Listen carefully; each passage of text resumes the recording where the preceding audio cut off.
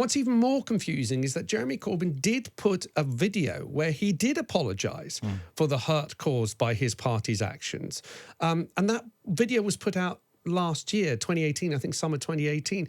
So for the life of me, I cannot understand why he refused 4 times or more than that to apologise. I honestly can't make head or tail of it. It made no sense whatsoever.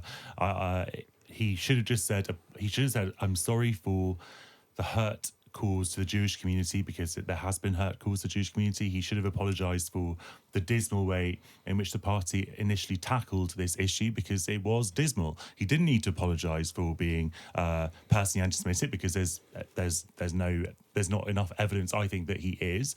And he didn't need to apologise to the Labour Party being institutionally anti-Semitic, because there isn't at the moment evidence that it is either. Obviously, the EHRC is investigating that particular issue. So he didn't have to apologise for things he didn't need to apologise for. He just had to apologise for the things which were done, as he has in the past. So I can't really understand that. But the point is that this issue is being co-opted in the most nakedly and shamefully opportunistic way by people who simply do not care about any form of racism, least of all anti-Semitism, and Jonathan, that is what makes me so upset. But there about are this issue. candidates that are actively being stood down for setting up in fact, websites. on all parties. Yeah, but for the Labour Party, this isn't, as I said, this isn't a new thing. There are still candidates, people who have actually been put forward by the Labour Party, who have actually had to be stood down because they are saying all sorts of extraordinary things on Twitter or Facebook or blog posts.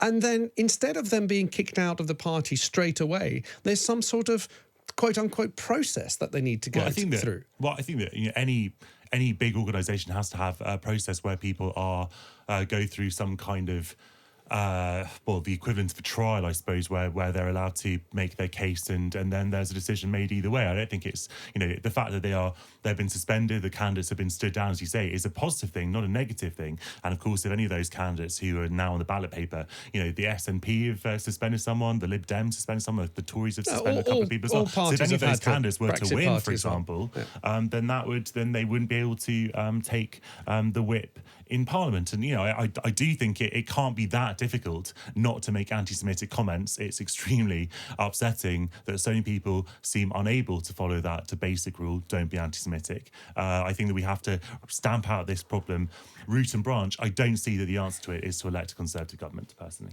Benedict, the Conservative Party have been struggling with their own problems. As Jonathan said, there have been candidates that have had to be stood down for various comments, including some anti-Semitic comments as well. It's not exclusive to the Labour Party. However, we don't see as much media attention, as much of the fuss. Baroness Saida Varsi has been talking about the huge problems of Islamophobia in the Conservative Party, and yet it's nothing compared to the scrutiny that the Labour Party are getting on the anti-Semitism issue. Well, the first thing I would say is always when the issue of Islamophobia is brought up, it is always brought up as a response to anti-Semitism in the Labour Party. Yeah. It's the first thing. What about Islamophobia in the Tory Party? To which you have to respond, yes, there is Islamophobia in the Tory Party, and that is not an answer to why anti-Semitism is not being dealt with. It is essentially just shirking the question. And of course, the Tories do the exact same thing when people say, well, what about Islamophobia in the Tory Party? What about anti-Semitism? Well, it's much worse. And the thing is, ultimately, the issue of anti-Semitism in the Labour Party is much worse, I believe, than Islamophobia in the Tory Party. But the thing is, as you pointed out, there have been candidates across the divides who have been, found to have said anti-Semitic things. And what we have to look at is that this is not... I personally believe that whilst the Labour Party itself may not be institutionally anti-Semitic, I believe that those at the top, a number of people at the top, are anti-Semites. But you are right, we should wait for the end of investigations and see what the findings are. Where do you think we're headed? Don't do this to me, Alex, he's basically saying. Well, I will put on my optimist hat and say that we're heading for a hung parliament, and that if people just realise what a Tory majority means for this country, for people who cannot afford another 5 years of Tory rule, I think that a lot of people that's what you'd like to happen. Yes. So what do you think is most likely to happen? If we see a continuation of a tightening of the polls, Right. then it's quite likely that we could have a hung parliament. If not, if the polls are out, if people just take fright, if people believe Johnson's lies, then we're heading for a Tory majority, and it's the end of Britain as we know it. Of course, there lies in your view. In my opinion. Other people are entitled to their opinion. Other views are available. Other views are available. Benedict? Tory majority of 14. I'm a Labour voter. I've been a Labour voter all my life. I'm working class. I could never vote for Labour with Corbyn in charge because it's not Labour. It's communist, it's socialist. I don't care what them two say. And to flip over the fact that, yes, he might have a few links with Hezbollah and the IRA, I think that is absolutely insulting. The man loves to... Can I ask you? Let's move off from the security issue because I think everybody will agree to disagree. But I'm quite keen to understand from you. You say you've been a lifelong Labour voter. What is it about Jeremy Corbyn that you feel is communist in your words? And I'm using your words, the ones that you use. Name me one of the suggestions that Jeremy Corbyn is putting forward that is just a step too far to the left for you as a Labour voter. Well, everything to do with renationalisation. I don't like the fact of the influence that Len McCluskey's got over him. So hang on a minute. Let's take nationalisation. Let's take nationalisation of. I think the proposal is the railways, some of the energy services, and broadband and things like that. There are other countries that do that. For example, Germany has got nationalised rail. In your view, is Germany a communist country? No, I don't think it is, and I don't think that we can compare the two. What I am I just saying asked is you which ones they were, and you just said the nationalisation was a step too far. Well, let me tell you them. I'm trying to. Okay, basically, we have spent millions and millions, if not billions, on these companies since we had Mrs. Thatcher sell the lot, whoever it was, Labour before her, actually, wasn't it? But what I'm saying is that the billions that would be wasted doing that, which would then break the country as it was when the last Labour Party were in, then in 5 years' time, the Tories will get in and change it back. What we need to do, surely, at this point now, is take the best of a few people and get together and get this country sorted out. We don't want a far-left government where we're going to go back to the 70s when nobody did any work. We don't want to listen to idiots like Boris Johnson. Believe me, I don't support him at all. And I'm actually in a position, and everybody I speak to says the same, ex-Labour voters will not vote for Corbyn. Can you confirm whether you believe Jeremy Corbyn will have wealthy people shot? Because when you were interviewed by Andrew Neil a few weeks ago, you said you didn't know. Well, I said you have to ask him the question because Jeremy Corbyn and John McDonnell have both, well, John McDonnell certainly has said that he considers business to be the enemy. And I think they need to come clean about what they think of wealth creators. It was in the context of an interview with the great Andrew Neil, and you have to put that question to him. What does he think of people who are wealth creators, entrepreneurs? I was an entrepreneur before entering. So sorry, Parliament. Just to be very, very clear, you're not prepared to confirm that Corbyn won't have rich people shot. I don't know what he will do. He thinks rich people and people who are wealth creators are the enemy. That is what John McDonnell, his shadow chancellor, has said. Okay, well that's very illuminating. I suppose that we have a real problem here with tactical voting because obviously we know that the only way that we can stop this majority is by tactical voting. And so it was very reassuring to see some Lib Dems in your constituency say that they would back you, for example. And I'm sure that you would, sort of tacitly give your approval for some Labour support in other constituencies to vote Lib Dem. But what do you say to those Lib Dems who simply can't give their vote to the Labour Party in seats where only the Labour Party can beat the Conservative? Well, I would say to them that if they're really serious about wanting to stop Brexit, and if they're really serious about wanting to stop what would be a disaster of a 5-year majority Conservative government under Boris Johnson, that they should hold their noses and do what's in the interests of the country and what they profess to want. Because with our flawed electoral system, and I'm not a defender of it, I've always supported proportional representation. With our flawed electoral system, I'm afraid people sometimes do have to do that. They do have to vote for a candidate they don't particularly want to vote for in order to achieve the outcome that they want. So not doing that, I'm afraid, all that would do is cutting off their nose to spite their faces, because it will help deliver the thing they say they don't want, which is a majority Conservative government. Benedict Spence. Given everything that's happened over the last few years, and given that Jeremy Corbyn has already stood in one general election as Labour leader and failed to win it, and here we find ourselves entering another general election, and given so many people, when citing reasons for not voting Labour again, cite Mr. Corbyn personally as a reason why, as we've had on this morning, at the end of all of this, if Jeremy Corbyn isn't able to win a majority or form a coalition government, do you think he should resign as leader of the Labour Party, given that he will have failed on several fronts? And I mean, we've been discussing this in the studio, how it is, a lost trait in British public life that when people fail, they shamelessly now carry on rather than fall on their sword. Do you think Mr. Corbyn should resign as leader of the Labour Party if he fails to win this general election? Well, what I think is neither here nor there, because I don't think anyone's likely to listen to me in Jeremy Corbyn's office. I think it is inevitable that if Johnson gets a majority, that Jeremy will go. I mean, I don't think anybody thinks that's not likely to happen.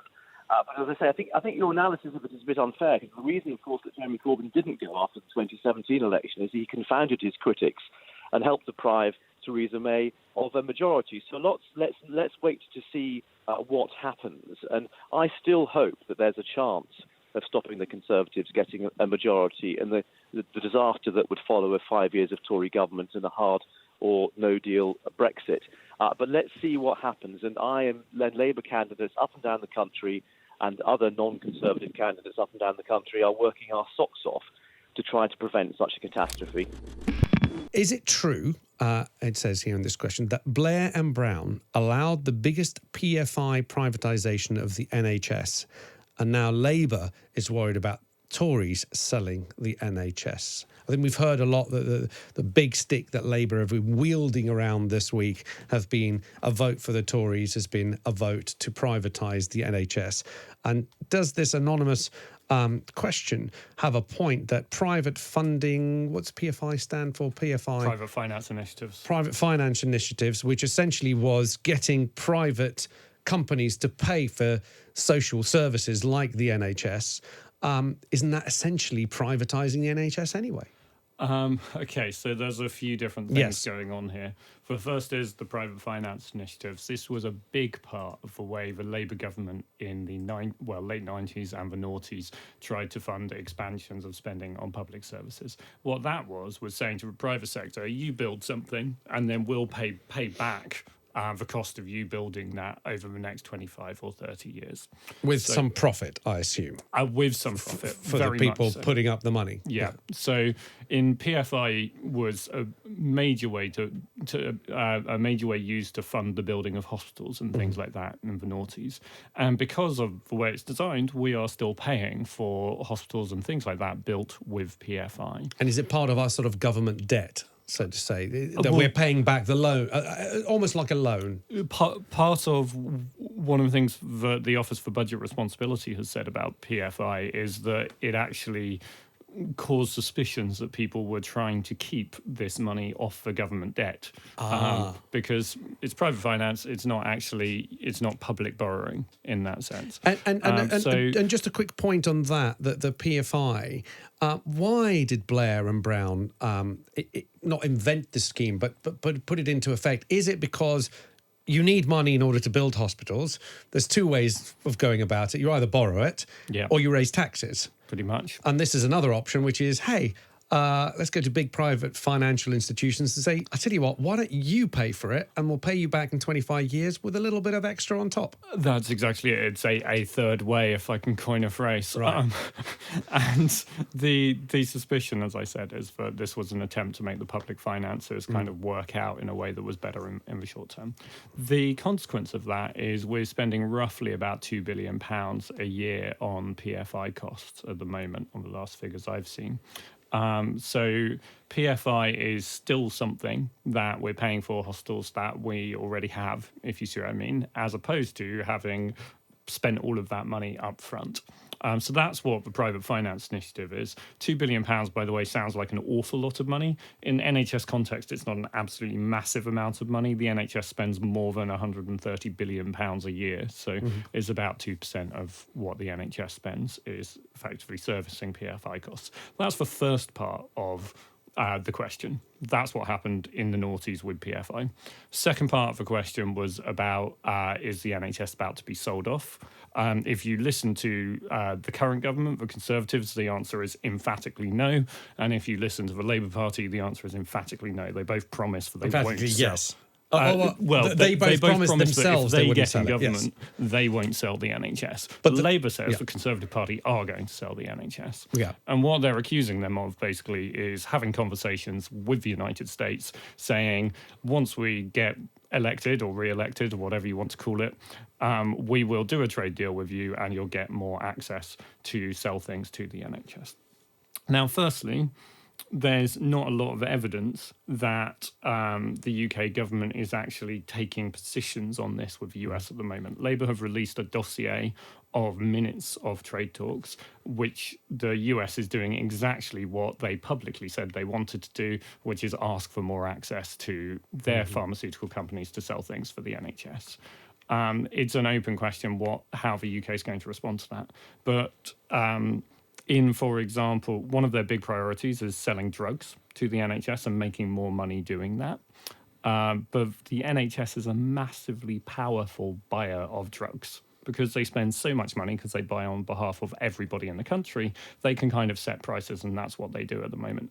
When the US did a trade deal with Australia, it actually didn't affect drug prices in Australia that much. So that concern is real. There's a real discussion happening there, but there's a clear commitment from both parties, which you can trust or not trust. That's up to you. But they're not going to that's the sell problem, the isn't NHS it? in Yeah. that way of drugs. Yep. Yeah. We're all voters. It's our choice. And then the third thing is about private providers in the NHS. Is the NHS basically people who work for us as taxpayers, or is it people who work for private companies who are paid by us as taxpayers? That has been changing over time. In the Labour years, it started to go up and it's continued to trend up gradually. And depending on how you count it, somewhere between about 7% and 22% of everything the NHS does is now delivered by private companies. So that doesn't change. It's free at the point of use. You know, those kind of principles about the NHS stay the same, but the people who are actually doing the work may be working for private companies rather than working for the NHS as public sector staff.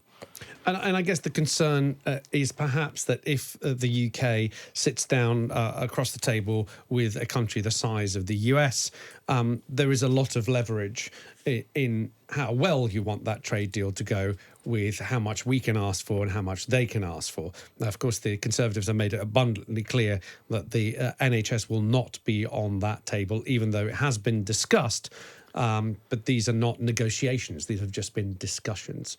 Yeah, but and you're absolutely right. These are unequal discussions. Yeah. And actually, the most unequal discussion is going to be the trade deal discussion with the EU. Yeah. To give you a sense of scale, trade with the EU is about 13% of the entire UK economy. Trade with the UK is about 3% of the EU's economy. No, so the EU, like the EU massively matters to the UK's economy. When we do a trade deal with them, they'll have a lot of power to kind of say, this is what we want.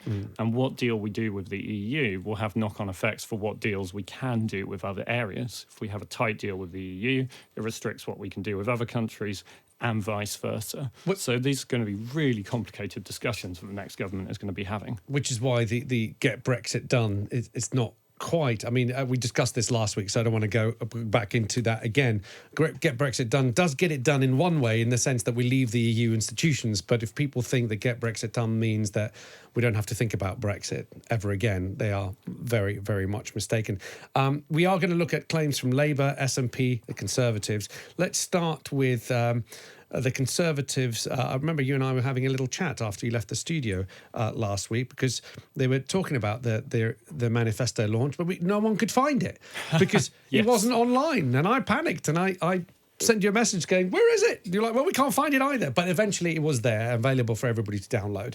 Plus, it's worth calling this tactic out, actually. So right. we were... Did you think it was a tactic? I thought was maybe it was a absolutely tactic. It was not. misstep. It was not. Okay. No.